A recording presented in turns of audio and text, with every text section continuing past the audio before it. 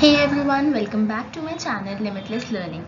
Guys, don't forget to like, share and subscribe to my channel and do hit the bell icon so that you keep yourself updated with my new videos. So let's begin. So our topic, let's continue with free consent. We've already studied coercion and undue influence. So the third and fourth one is fraud and misrepresentation. I'm going to be explaining both of these together because आप इन दोनों के बीच में एक differentiate draw करना बहुत ज़्यादा important है. Begin. Definition fraud की गिवन है अंडर सेक्शन 17. तो हम कब कहते हैं कि किसी पार्टी ने फ्रॉड कमिट किया है, इसका मतलब fraud means and includes any of the following. मतलब कब कहते हैं हम कि फ्रॉड कमिट किया एक पार्टी ने दूसरी पार्टी के साथ जो उसके साथ कॉन्ट्रैक्ट में आई थी. तो fraud means and includes any of the following acts committed by a party to a contract, जो पार्टी है ऑलरेडी उस कॉन्ट्रैक्ट की, और with this connivance. Connivance term का मतलब होता है जब कोई इलीगल एक्ट हो रहा है और आप उसको सपोर्ट करते हो, कि आपको पता है कि वो एक्ट हो रहा है फिर भी आप उसके अंदर इन्वॉल्व हो और आप उसको स्टॉप करने के लिए कोई एक्शन नहीं लेते हो. या फिर और through your agent with the intent, मतलब फ्रॉड के अंदर आपका इंटेंशन होता है to deceive another party. Deceive मतलब धोखा देना दूसरी पार्टी को, उसको बोलते हैं हम फ्रॉड. तो कौन कौन से फॉलोइंग एक्ट्स है, जो फॉलोइंग एक्ट्स है वो ये सारे एक्ट्स हैं कि अगर ये सारे एक्ट्स हो रहे हैं या इनमें से कोई एक भी हो रहा है तो वो फ्रॉड है. The suggestion as to the fact of that which is not true by one who does not believe it to be true. आप एक ऐसा फैक्ट बता रहे हैं जो आपको पता है कि वो ट्रू नहीं है, फिर भी आप दूसरे पार्टी को ऐसे बताते हो कि वो सच है ताकि वो इंड्यूस हो जाए आपके साथ कॉन्ट्रैक्ट करने के लिए. The active concealment of a fact, किसी ऐसी बात को छुपाना जो एक मटेरियल सब्जेक्ट है उस कॉन्ट्रैक्ट का, मटेरियल एलिमेंट है कॉन्ट्रैक्ट का, आप उस बात को छुपा रहे हो और आपको उस बात की नॉलेज है और फिर भी आप उस बात को छुपा रहे हो. कंसीलमेंट, अपने पास ऐसे छुपा के रखते हो. A promise made without any intention of performing it, आपने दूसरी पार्टी को प्रॉमिस किया कि मैं ये कॉन्ट्रैक्ट के अंदर जो ऑब्लिगेशंस है उन्हें परफॉर्म करूंगा, लेकिन आपकी कोई इंटेंशन नहीं है उसको परफॉर्म करने की, मतलब आप दूसरी पार्टी को फ्रॉड कर रहे हो, तो वो भी इसी के अंडर आता है. Any such act or omission as the law specifically declares it to be fraudulent, ऐसा एक्ट या ऐसा ओमिशन करते हो आप जो लॉ के द्वारा, मतलब लॉ ने स्पेसिफाई किया हुआ है, लॉ ने डिक्लेयर करा है उसे फ्रॉडलेंट, तो वो सारी चीजें फ्रॉड आती हैं. तो इन चारों में से कोई भी चीज होती है तो वो फ्रॉड है. सेकेंड है misrepresentation is defined under section 18 and 19. तो मिसरिप्रेजेंटेशन में क्या होता है, the positive assertion in a manner not warranted. तो इसका मतलब क्या है कि जब हम किसी के साथ कॉन्ट्रैक्ट में आना चाहते हैं, किसी को हम कॉन्ट्रैक्ट में लेके आना चाहते हैं, तो हम कुछ ऐसी रिप्रेजेंटेशन करते हैं फैक्ट्स और स्टेटमेंट्स की ताकि हम दूसरी पार्टी को कन्विंस कर सकें, परसुएड कर सकें हमारे साथ कॉन्ट्रैक्ट में आने के लिए. तो यहाँ पे क्या बोल रहे हैं कि मिसरिप्रेजेंटेशन कब होगी, मिसरिप्रेजेंटेशन तब होगी जब आपने एक स्टेटमेंट दी है विच इज नॉट वारंटेड या फिर अनवारंटेड है. अनवारंटेड स्टेटमेंट्स कौन सी होती है, अनवारंटेड इन्फॉर्मेशन कौन सी होती है, जिनका कोई रिलायबल सोर्स नहीं है, आपके पास कोई ऐसा सोर्स नहीं है जहां से आप उसको एज अ प्रूफ दे सको कि कि वो कहाँ से आई है information, but you believe it to be true of the person making it which is not true though it believes it to be true. मतलब वो बिलीव करते हैं कि वो ट्रू है बट इट मे और मे नॉट बी ट्रू. तो अगर वो ट्रू नहीं है तो वो स्टेटमेंट क्या हो जाएगी, मिसरिप्रेजेंट करेगी उस दूसरी पार्टी को, तो इसलिए वो मिसरिप्रेजेंटेशन के अंदर काउंट हो जाएगी. तो एक ऐसी unwarranted information which you believe it to be true but actually भी वो ट्रू नहीं है तो वो मिसरिप्रेजेंटेड स्टेटमेंट हो जाएगी. ठीक है. Any breach of duty which without any intention to deceive. तो सेकेंड टर्म इसके अंदर है breach of duty. तो breach of duty क्या है, यहाँ पे ड्यूटी से मतलब है ड्यूटी ऑफ रीजनेबल केयर. आप कॉन्ट्रैक्ट में आए हो दूसरी पार्टी के साथ, जरूरी नहीं है कॉन्ट्रैक्ट की टर्म्स इस तरह से हो कि आप एक एक डिटेल्स आप उनको बतानी है, बट किसी चीज पे ऐसी आपकी ड्यूटी होती है, ड्यूटी ऑफ केयर जिसे बोलते हैं, कि आपको वो चीजें डिस्क्लोज, वो फैक्ट्स डिस्क्लोज करने चाहिए. जैसे एक लाइसेंस है, आप किसी चीज़ का लाइसेंस ले रहे हो, आप लाइसेंसर के पास जाते हो, उनसे आप लाइसेंस लेते हो। बहुत सारे टर्म्स हैं जो सिर्फ उस लाइसेंसर को ही पता होंगी कि आपको ये लाइसेंस से क्या प्रॉब्लम कॉन्स हो सकते हैं, क्या इश्यूज आ सकते हैं, इसके आगे इसके एडवांटेजेस हैं, आप इसको कहाँ यूज़ कर सकते हो, अगर आपने इसका इस तरह से मिसयूज़ किया तो आपकी प्रॉपर्टी या आपकी स्टेट को क्या हार्म हो सकता है। तो ये सब चीज़ें हैं ब्रीच। अगर आप इन चीज़ों को नहीं बताते तो वो ब्रीच ऑफ ड्यूटी के अंदर काउंट होता है और वो as a misrepresentation count होता है। पर आपका इंटेंशन नहीं था उसे डिसीव करने का। अगर आपका इंटेंशन था उसे धोखा देने का तो वो फ्रॉड के अंदर आएगा। लेकिन अगर आपका इंटेंशन उसे डिसीव करने का नहीं था, फिर भी उसको लॉस हो गया और उससे आपको गेन हुआ है, तो वो मिस रिप्रेजेंटेशन के अंदर आएगा। Third is causing however innocently, जानते बूझते नहीं, गलती से, innocently, a party to an agreement to make a mistake as to the substance. कोई अग्रीमेंट में आए हो, दूसरी पार्टी के साथ कॉन्ट्रैक्ट में आए हो और आपने उस कॉन्ट्रैक्ट का जो मेन एलिमेंट है, जब मटेरियल फैक्ट है, मेन एलिमेंट को मटेरियल फैक्ट बोलते हैं या सब्सटेंस, उसके सब्जेक्ट मैटर भी बोलते हैं उसको। तो सब्जेक्ट मैटर से रिलेटेड आपने कोई मिस्टेक करी है लेकिन आपने वो जानती बूझती नहीं करी, तो वो भी मिस रिप्रेजेंटेशन के अंदर आएगा, क्योंकि आपका इंटेंशन नहीं था दूसरी पार्टी को डिसीव करने का। तो जैसे एग्जाम्पल है कि A agrees to sell his horse to B, लेकिन बी ए को नहीं पता कि उसका हॉर्स अनसाउंड माइंड का है, वो उसको लगता है कि मेरा हॉर्स साउंड माइंड का है और वो बी को सेल कर देता है। तो यहाँ पे उसका मेन एलिमेंट क्या है, हॉर्स मेन एलिमेंट है, सब्जेक्ट मैटर क्या है, हॉर्स। तो हॉर्स की कंडीशन होना, सही कंडीशन होना बहुत इंपॉर्टेंट है, लेकिन उसको नहीं पता, वो इनोसेंटली ये मिस्टेक करता है कि उसको नहीं पता कि उसका हॉर्स अनसाउंड है। तो यहाँ पे ये मिस रिप्रेजेंटेशन के अंदर काउंट होगा। दोनों के बीच में डिफरेंस ड्रॉ करते हैं। फर्स्ट कंपैरिजन में है, फर्स्ट इज मीनिंग क्या है। फ्रॉड के अंदर आप डेलिबरेटली मिसस्टेटमेंट करते हो, जानते बूझते आप मिसस्टेटमेंट बोलते हो, जानते बूझते आप फैक्ट्स को, मटेरियल फैक्ट्स को, जिनकी वजह से जो सामने वाली पार्टी है उसके एक्सेप्टेंस में बदलाव आ सकता है अगर आपने उस फैक्ट्स को बताया, और आप जानबूझ के उनको छुपाते हो उसको फ्रॉड करने के लिए, तो वो फ्रॉड के अंदर आता है। लेकिन मिस रिप्रेजेंटेशन क्या होता है, the representation of a miss statement made innocently. आपने एक रिप्रेजेंट किया, मतलब आप जब स्टेटमेंट्स बताते हो, कॉन्ट्रैक्ट के रिलेटेड फैक्ट्स बताते हो सिर्फ अदर पार्टी को कॉन्ट्रैक्ट में लाने के लिए, लेकिन वो गलती से हुआ है, अगर कोई मिस्टेक हुई है या कोई मिस स्टेटमेंट हुई है वो गलती से हुई है, तो वो मिस रिप्रेजेंटेशन के अंदर काउंट होता है।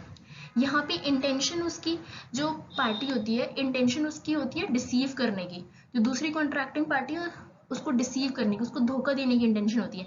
लेकिन मिस रिप्रेजेंटेशन के अंदर ऐसी कोई इंटेंशन नहीं होती, दूसरी पार्टी को धोखा देने की कोई इंटेंशन नहीं होती है। इफेक्ट, अगर फ्रॉड होता है तो उसका रिजल्ट क्या होगा, फ्रॉड होगा तो कॉन्ट्रैक्ट जो है वो वॉइडेबल हो जाएगा। कॉन्ट्रैक्ट वॉइडेबल कब होता है, at the option of aggrieved party and has right to CU.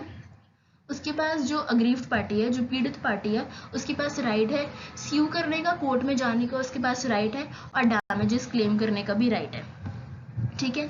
लेकिन मिस रिप्रेजेंटेशन में क्या होगा, मिस रिप्रेजेंटेशन में जो अग्रीव्ड पार्टी है, जिसको थोड़ा सा लॉस हुआ है इस मिस रिप्रेजेंटेशन की वजह से, वो ना ही तो डैमेजेस क्लेम कर सकता है, क्योंकि उसकी इंटेंशन नहीं थी फ्रॉड करने की या धोखा देने की, उसको खुद ही नहीं पता था कि ये चीज़ जो मैं बोल रहा हूँ वो गलत है या फॉल्स है। ना ही वो कोर्ट में जा सकता है सीयू करने के लिए, क्योंकि कॉन्ट्रैक्ट वॉइडेबल नहीं होता। लेकिन यहाँ पे एक राइट जरूर है उस पार्टी को जिसको थोड़ा सा लॉस हुआ है, वो है right to resign the contract, मतलब वो कॉन्ट्रैक्ट को खत्म कर सकता है, बस इतना सा जरूर उसके पास राइट है। ठीक है। इन दोनों के बीच में बस ये डिफरेंट है कि इंटेंशन जो है ना, फ्रॉड के अंदर इंटेंशन होती है उसकी डिसीव करने की, और यहाँ पे उसकी इंटेंशन नहीं होती है। वो इनोसेंटली अगर कोई मिस्टेक करते हैं तो वो इनोसेंटली करते हैं। एग्जाम्पल से समझते हैं कि फ्रॉड के अंदर क्या है। फ्रॉड के अंदर यह है कि पीके लिमिटेड एक कंपनी है, वो पब्लिक इशू करती है अपने शेयर्स को, तो वो 10,000 शेयर्स एट ₹10 ईच राम को इशू करती है, जिसमें से 6 पेड अप होते हैं। राम फर्दर उन्हीं शेयर्स को इशू कर देता है शाम को एज फुल्ली पेड अप। ठीक है। लेटर ऑन राम रियलाइज करता है कि कंपनी का जो प्रोस्पेक्टस है वो मिसलीडिंग था और मैंने उसी प्रोस्पेक्टस के बेसिस पे कंपनी के शेयर्स ले लिए। तो अब ये बताओ कि वेदर जो राम है जिसने कंपनी से शेयर्स लिए या फिर जिसको कंपनी ने शेयर्स इशू किए, वो कंपनी को सीव कर सकता है या नहीं कर सकता। तो यस वो कंपनी को स्यू कर सकता है। क्यों? क्योंकि प्रोस्पेक्टस, पब्लिक इशू प्रोस्पेक्टस के बेसिस पे होता है। प्रोस्पेक्टस में कंपनी की सारी डिटेल्स होती है जिसको डायरेक्टर्स ने साइन भी किया होता है। तो यहाँ पे प्रोस्पेक्टस मिसलीडिंग था, मतलब कंपनी ने जो फाइनेंशियल स्टेटमेंट्स बनाई उन्हें विंडो ड्रेसअप किया। कंपनी ने अपनी फाइनेंशियल स्टेटमेंट्स को, अपनी बैलेंस शीट को इस तरह से मोल्ड किया, इस तरह से विंडो ड्रेसिंग कर यूज की कि वो अपीलिंग लगी, उसकी कंपनी की पोजीशन अच्छी लगी, जिसकी वजह से राम ने कंपनी में इन्वेस्ट किया। तो इंटेंशन कंपनी की क्या थी? फ्रॉड करने की। ऑब्वियसली कंपनी को पता होता है कि उनकी एक्चुअल पोजीशन कहाँ है, और प्रोस्पेक्टस में उन्होंने ज़्यादा अच्छी पोजीशन दिखाने की कोशिश करी, उन्होंने जानबूझ के किया ताकि वो कंपनी में इन्वेस्टमेंट ला सके। तो इसलिए राम का पूरा पूरा राइट है कि वो कंपनी को स्यू कर सकता है और डैमेजेस भी क्लेम कर सकता है। लेकिन क्या श्याम, जिसको शेयर्स इशू किए राम ने, वो कंपनी को स्यू कर सकता है? लेकिन नहीं, वो कंपनी को स्यू नहीं कर सकता क्योंकि उसको कंपनी के साथ कोई डायरेक्ट लिंक नहीं था। उसको शेयर्स राम ने इशू किए थे, ठीक है। तो क्या श्याम फिर राम को स्यू करेगा? लेकिन श्याम राम को स्यू नहीं कर सकता क्योंकि राम ने उसके साथ फ्रॉड नहीं किया। फ्रॉड के केस में ही आप स्यू कर सकते हो। राम जो ये श्याम है, he was just miss represented by Ram. यहाँ पे सिर्फ मिस रिप्रेजेंटेशन हुआ। क्यों? क्योंकि राम का फर्स्ट ऑफ ऑल तो कोई इंटेंशन नहीं था, he had no intention to deceive Shyam. उसको खुद ही नहीं पता था कि कंपनी का प्रोस्पेक्टस मिसलीडिंग है, ठीक है। तो इसलिए श्याम के पास क्या राइट है? श्याम स्यू तो कर नहीं सकता, डैमेजेस भी क्लेम नहीं कर सकता, तो इसलिए वो क्या कर सकता है? मिस रिप्रेजेंटेशन के अंदर आप क्या कर सकते हो? आप कॉन्ट्रैक्ट को रिसाइन कर सकते हो, तो वो शेयर्स वापस कर सकता है और फंड्स अपने रिकवर कर सकता है। ये इतना वो कर सकता है, ठीक है। नेक्स्ट हम एग्जाम्पल पढ़ेंगे मिस रिप्रेजेंटेशन का। तो यहाँ पे क्या है, अजय ने अपनी कार सेल करी विजय को। उसको ये बोल के सेल करी कि मेरी कार एक अच्छी कंडीशन में है, आप उसको खरीद सकते हो। तो थोड़े दिनों बाद विजय देखता है कि कार अच्छे से वर्क नहीं कर रही है। कार अच्छे से वर्क नहीं कर रही है तो विजय अजय को कंप्लेन करता है कि तुम्हारी कार तो अच्छे से वर्क कर ही नहीं रही, तुमने तो कहा था it is in a very good condition. तो जो अजय है वो उसको एक प्रपोजल देता है कि ठीक है, तुम मेरी कार, इस वाली कार को जो तुमने खरीदी है उसको रिपेयर करवा लो, एंड मैं तुम्हें प्रॉमिस करता हूँ कि मैं तुम्हें 50% ऑफ द रिपेयर कॉस्ट, 50 जो भी रिपेयर कॉस्ट आएगी उसका 50% मैं तुम्हें पे करूंगा। विजय उस बात पे अग्री करते हैं, वो उस कार को रिपेयर करवा लेते हैं। लेकिन थोड़े दिनों बाद कार बिल्कुल ही काम करना बंद कर देती है। तो क्या इस बात पे अब विजय कॉन्ट्रैक्ट को रिसाइन कर सकता है? वो कॉन्ट्रैक्ट को रिसाइन नहीं कर सकता। चाहे यहाँ पे मिसरिप्रेजेंटेशन है, फिर भी उसके पास रिसाइन करने का राइट इसलिए नहीं रहा अब, क्योंकि जब अजय ने प्रॉमिस किया उसको 50% ऑफ रिपेयर कॉस्ट पे करने का और प्रपोजल दिया कि तुम कार को रिपेयर करा लो, तो उसने उस प्रपोजल को एक्सेप्ट किया। उसने इससे जो बेनिफिट्स लिए, 50% ऑफ कॉस्ट, रिपेयर कॉस्ट उसने ले लिया, तो उसने उस कॉन्ट्रैक्ट को एक्सेप्ट कर लिया, उससे बेनिफिट्स भी ले लिए। तो अब वो कॉन्ट्रैक्ट को रिसाइन नहीं कर सकता, उसके पास रिसाइन का राइट नहीं रहा, ठीक है। एक केस लॉ है dairy versus peak. Dairy versus peak के केस लॉ में क्या था कि कंपनी ने ना एक प्रोस्पेक्टस इशू किया था, वही पब्लिक से शेयर्स, मतलब पब्लिक से फंड्स लेने के लिए उसने प्रोस्पेक्टस इशू किया था। और उस प्रोस्पेक्टस में उसने लिखा था कि उनको एक अथॉरिटी मिल गई है ट्रामवेज रन करने की, स्टीम पावर पे, मतलब स्टीम पावर से रन होगी उनकी, ट्रामवेज चलेंगी। तो इस बात पे उन्हें पब्लिक से इन्वेस्टमेंट चाहिए थी, पब्लिक ने इन्वेस्ट किया लेटर ऑन, बट उनको एक्चुअली में इस चीज़ की अथॉरिटी नहीं मिली थी तब तक, लेकिन उनको पूरा यकीन था कि हमें इस बात की अथॉरिटी मिल जाएगी। बोर्ड ऑफ ट्रेड ने थोड़ा टाइम बाद उनको इस चीज़ का सैंक्शन नहीं दिया। उन्होंने उनकी स्टीम पावर पे रन करने वाले ट्रामवेज का जो प्रपोजल था वो एक्सेप्ट नहीं हुआ, तो उनका प्रपोजल सैंक्शन नहीं हुआ। तो उस बेसिस पे इन्वेस्टमेंट जो आई थी, अब इन्वेस्टमेंट आई तो इसके ऊपर क्लेम किया कि आपने तो हमारे ऊपर फ्रॉड किया है, लेकिन कोर्ट ने डिक्लेयर किया था कि इट इज़ नो फ्रॉड, क्योंकि कंपनी की कोई इंटेंशन नहीं थी आपको डिसीव करने की। कंपनी को लगा कि वो उसका जो प्रपोजल है वो सैंक्शन हो जाएगा, एंड इस बेसिस पे उसने इन्वेस्टमेंट मांगी। तो it was a mayor case of miss representation, and therefore बस ये था कि इन्वेस्टर्स जो हैं वो अपने कॉन्ट्रैक्ट को रिसाइन करा सकते हैं, बट वो कंपनी को स्यू नहीं कर सकते ऑन ग्राउंड्स ऑफ फ्रॉड, ठीक है। Next, mere silence is no fraud. तो जनरल रूल ये होता है कि साइलेंस इज नो फ्रॉड, ठीक है। Mere silence as to the facts which is likely to affect the willingness of other party is not a fraud. जैसे A ने auction में अपना हॉर्स सेल किया, जहाँ पे ए को पता था कि उसका horse is unsound, but A उस बारे में चुप रहता है। Here silence does not amounts to fraud, ठीक है, क्योंकि उसने ऑक्शन में सेल किया। एंड इसका रीजन हम समझते हैं। Reason first is caveat emptor. Under sale of goods act, ये गुड्स अगर आप सेल ऑफ गुड्स हो रहा है तो उस केस में एक रूल है, रूल अप्लाई होता है बायर बिवेयर, जिसका लेटिन फ्रेज है केवियट एम्प्टर। तो इसलिए, और अगर सेकंड, तो यहाँ पे ऐसा सिचुएशन था नहीं, वो तो सिर्फ चुप रहा था। Second, he did not made a positive statement, उसने ऐसा नहीं बोला कि मेरा घोड़ा, मतलब उसने अपने घोड़े की क्वालिटीज को यहाँ पे स्पेसिफाई नहीं किया हुआ था, उसने इस बात के बारे में कुछ बोला ही नहीं, वो सिर्फ चुप रहा। तो यहाँ पे उसने डिफेक्ट्स अपने घोड़े के बताए ही नहीं, अपने हॉर्स के बताए नहीं, और बी को लगा कि घोड़ा बिल्कुल ठीक है, तो इसलिए यहाँ पे इसको फ्रॉड नहीं माना गया। एक्सेप्शंस क्या है? अब एक्सेप्शंस क्या है इस रूल के कि साइलेंस इज नो फ्रॉड। तो वहां पे एक्सेप्शंस में ये है कि whether where there is a duty to speak, जहां पे आपकी ड्यूटी है बोलने की और फिर भी वहां पे आप चुप रहते हो और आपको पता है कि इस बात से किसी को लॉस हो सकता है, फिर भी आप चुप रहते हो, तो वो फ्रॉड माना जाएगा। When silence is in itself equivalent to speech, जहाँ पे आपका चुप रहना ही स्पीच के बराबर है, मतलब जहाँ पे आपके चुप रहने से एक दूसरा समझ सकता है आपकी एक्सेप्टेंस को, तो वहां पे वो भी फ्रॉड है।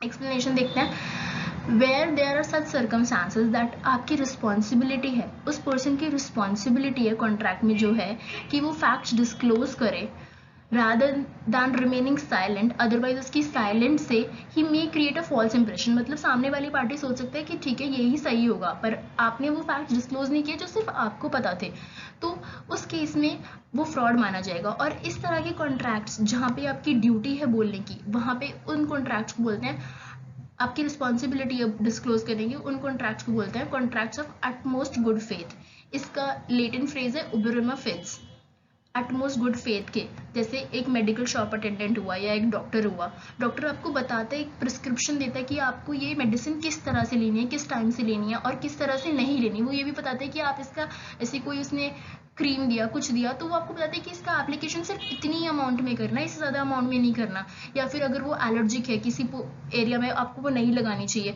तो वो आपको बताते हैं, वो उनकी ड्यूटी है वो बताने की। अगर आपको नहीं बताएंगे तो वो एक तरह से फ्रॉड होगा, क्योंकि आपको नहीं पता उस मेडिसिन के बारे में, तो इसलिए वहाँ पे डॉक्टर्स की ड्यूटी है। Similarly medical shop attendants, chemist shops की जो होती है, वो भी उनकी ड्यूटी है कि आप उनको आप वो अपने कस्टमर्स को बताएंगे कि इस मेडिसिन का क्या यूज़ है और इसको आपको कैसे यूज़ करना है या कहाँ रखना चाहिए, whether you should keep in a cool place और you should keep away from children, all the वो सब लिखी होती है उस पर, तो वो भी एक ड्यूटी है। वो उस कंपनी की ड्यूटी है कि वहाँ पे वो इंस्ट्रक्शंस में ये मेंशन करे। अगर वो नहीं करती है मेंशन, तो वो कंपनी की ग्राउंड्स पे फ्रॉड हो जाता है।